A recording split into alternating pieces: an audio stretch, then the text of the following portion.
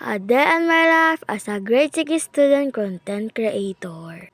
So for today's video mga auntie is gagawa tayo ng squishy toy na DIY na nagawa ng Ante Christian niya.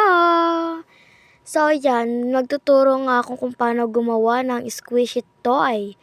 Dahil may nag-comment sa first video ko na paano daw gumawa ng squishy toy. So, eto nga yun.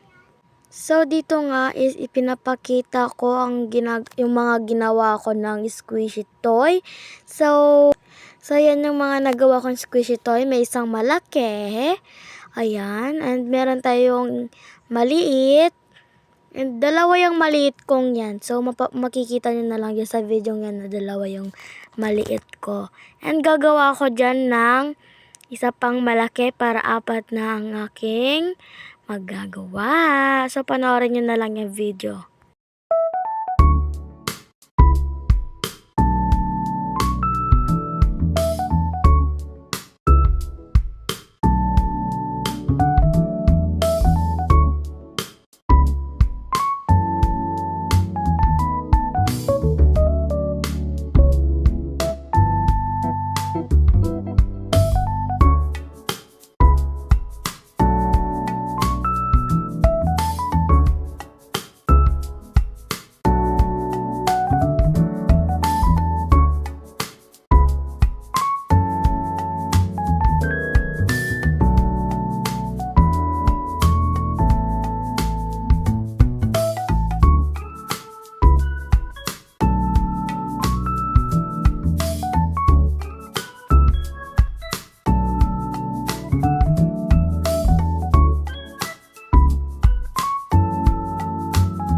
So, ang first na gagawin nyo dyan is itupin nyo yung bond paper ng paganyan. And then, pagkatapos nyo itupin ng ganyan, is i-stapler nyo siya sa baba at sa side niya. Okay?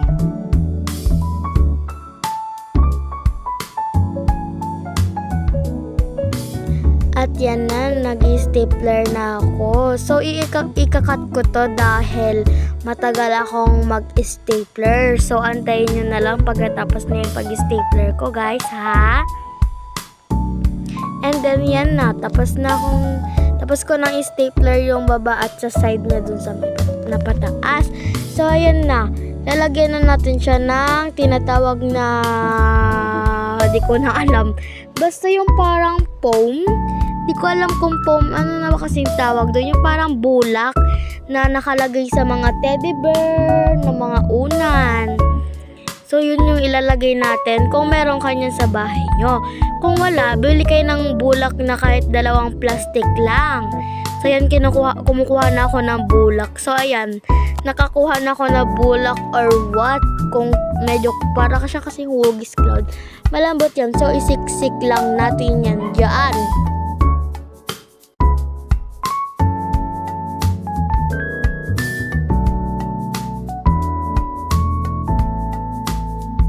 At pag kulang pa ang ating nilagay na bulak or anong naman tawag sa inyo dyan, or parang foam na malambot, pag kulang pa is dagdagan nyo pa siya ng foam. Huwag nyo siya masyadong pupunuin na para umaapaw na dahil hindi na yan pwedeng stapler, masisira na siya. So, dapat is medyo may space pa yung, parang medyo meron pa siyang maliit na space na pang stapler. At pagkatapos natin yan, lagyan ng bulak at pag pwede na ang ating bulak is lagyan na natin, ay stapler na natin siya. Ayan, habang nag-stapler ako dyan, daldal ako ng daldal guys. Kung ano-ano yung sinasabi ko mga auntie. So patapusin nyo na lang tong video to, okay?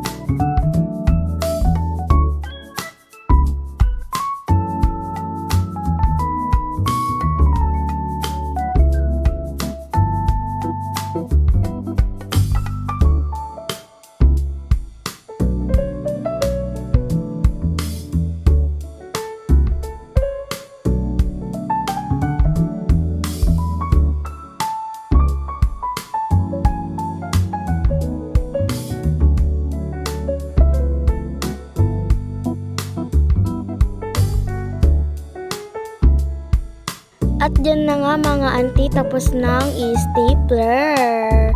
And lalagyan na natin yan ng name na Squishy Toy DIY. Pagpasensya na yung aso tahol ng tahol.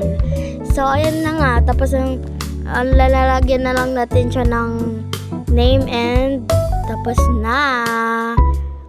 So, yan. Habang naglalagay ako, tinatawag na ako ng kapatid ko dyan nakakain na and di ko siya pinapansin dahil may ginagawa pa ako. And yan, tapos ko na siyang gawin. Pineflex-flex ko na lang siya ng ganyan-ganyan na very ganyan. Hoy! Hindi. So, yan lang mga auntie ko. Panoorin nyo na lang yan. Patapusin nyo na yung video yan.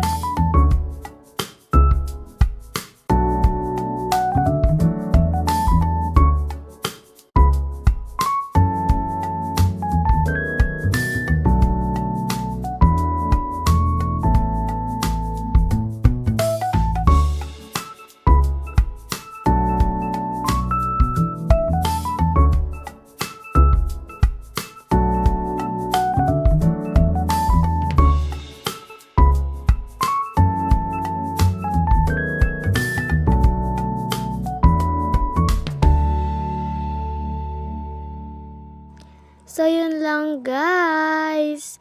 Bye-bye!